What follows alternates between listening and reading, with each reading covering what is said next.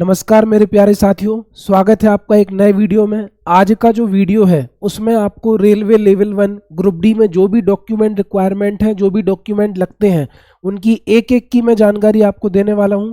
Video अगर आपने ध्यान से देख लिया तो बहुत सारे पॉइंट आपके क्लियर होंगे जो कि एग्जाम के एंड तक काम में आएंगे। बहुत कुछ मैं आपको बताने वाला हूं।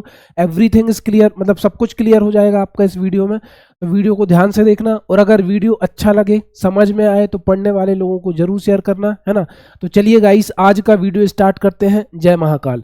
सबसे पहले अगर आपको पता है कि रेलवे ग्रुप डी जो जिसको फिलहाल लेवल 1 कहते हैं, है ना, लेवल 1 कहते हैं। टोटल रेलवे में 18 लेवल होते हैं। जैसे लेवल 1 का बेसिक पे अभी 18,000 है, तो वैसे लेवल 18 का बेसिक पे 2.5 लाख होता है ना। तो रेलवे लेवल 1 की जो वैकेंसी है उसमें जो डॉक्यूमेंट लगने हैं वो सबसे पहले ध्यान से सुनो। सबसे पहले आपको लगेगा 10th पास सर्टिफिकेट, है ना। जैसे जब मैंने 10th पास किया था तो मुझे 10th के साथ एक और सर्टिफिकेट मिला था।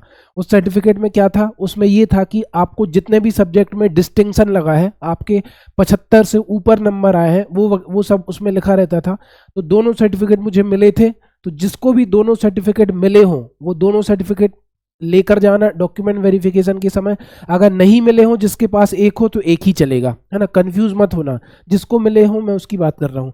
तो 10th पास सर्टिफिकेट आपको रिक्वायरमेंट है। ये इसलिए ज़रूरी है, इसमें आपका name, father name, mother name और आपकी डीओबी, है ना, ये सारी चीज़ें मैच कराई जाएंगी, है ना। जब भी आप फॉर्म भरोगे तो उस फॉर्म में जो आप डिटेल देते हो वो 10th पास के अनुसार होनी चाहिए। या फिर आप आईटीआई लगाते हो, मेरे हिसाब से तो 10th पास सबने की होगी। तो 10th के डॉक्यूमेंट में जो आपके पिता का नाम है, माँ का नाम है, आपकी डीओबी है, आपका कास्ट है, वो सब आपको भरना है बहुत ही केयरफुल तरीके से, अच्छे से, है ना। अगर आपके पास आईटीआई सर्टिफिकेट है तो वो भी फॉर्म भरते समय लगा सकते हो। ग्रेजुएशन है तो वो भी लगा सकते हो। बीटेक बीई है वो भी लगा सकते हो। लेकिन रिक्वायरमेंट क्या है? फिलहाल 10th पास, ठीक है। इसके बाद ओबीसी एनसीएल सर्टिफिकेट आपको बनवा लेना है, सेंट्रल लेवल का, है ना। एक स्टेट का अलग बनता है और सेंट्रल का अलग बनता है। सेंट्रल का आपको बनवाना पड़ेगा। एनसीएल मतलब होता है नॉन क्रीमी लेयर।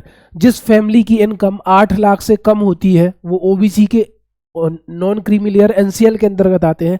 और जिनके घर में मान के चलो फादर गवर्नमेंट जॉब में है, मदर गवर्नमेंट जॉब में है, अच्छी ग्रेड बी ऑफिसर है, अच्छी पोस्ट पर, उनका सालाना इनकम 8 लाख से ज़्यादा है ना, तो वो एनसीएल कैटेगरी में नहीं आते, वो क्रीमी लेयर कहलाते हैं।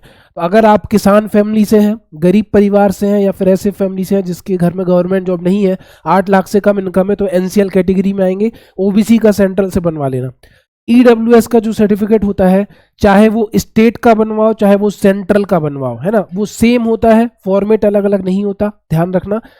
आपके राज्य से, आपके तहसीली से जो सर्टिफिकेट बनेगा वही आपका चल जाएगा। अभी से माइंड में क्लियर कर लो, घबराने वाली बात नहीं है। इसके बाद हम बात करें नॉन क्रीमी लेयर डिक्लेरेशन। ये आपको तब लगेगा जब आपका मतलब डीवी वगैरह के लिए बुलाएंगे तो उस टाइम पे लगता है, फिलहाल अभी तो नहीं लगेगा। तो अभी आपको ओबीसी का सर्टिफिकेट, है ना, ईडब्ल्यूएस का सर्टिफिकेट लेटेस्ट में बनवा लेना है।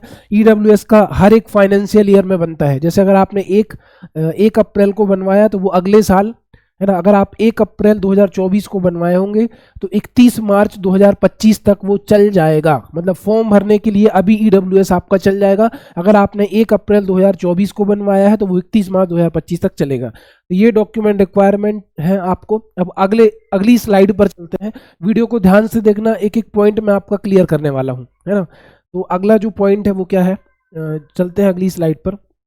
देखो, सबसे पहले आपको पता है, हाँ, जो 10th का सर्टिफिकेट होगा उसमें आपका name, date of birth, father name, mother name, ये सब चेक किया जाएगा। उसी के अनुसार आपको फॉर्म में भरना है। फॉर्म को गलत मत भरना।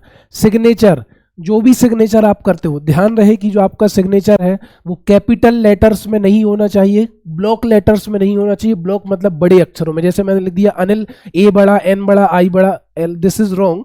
आपको पहला अक्षर बड़ा हो सकता है, फिर स्मॉल में लिखना होता है, तो बड़े अक्षरों में नहीं होना चाहिए, है ना।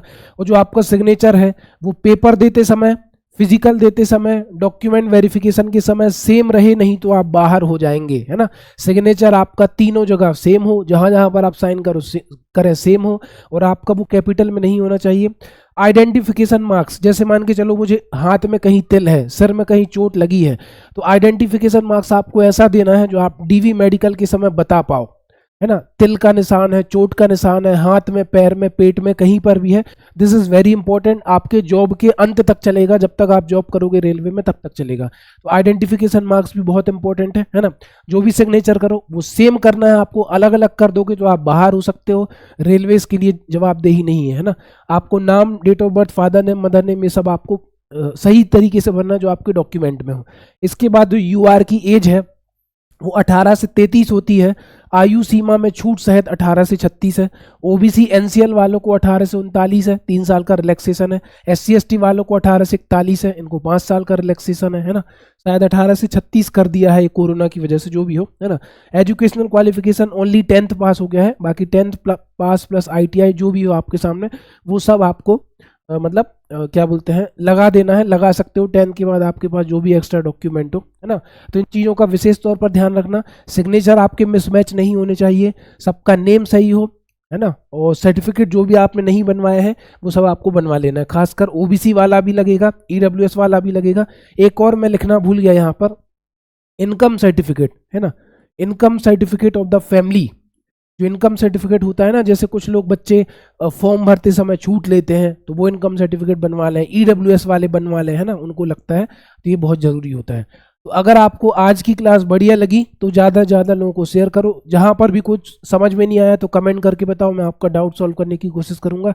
और इसके अलावा ये होने के बाद आप सभी को मैं बता दूँ, लास्ट में जो वीडियो के अंत तक बना हुआ है उसको मैं बता दूं कि मेरा एक चैनल है जिसका नाम है मनित सर मैथ्स।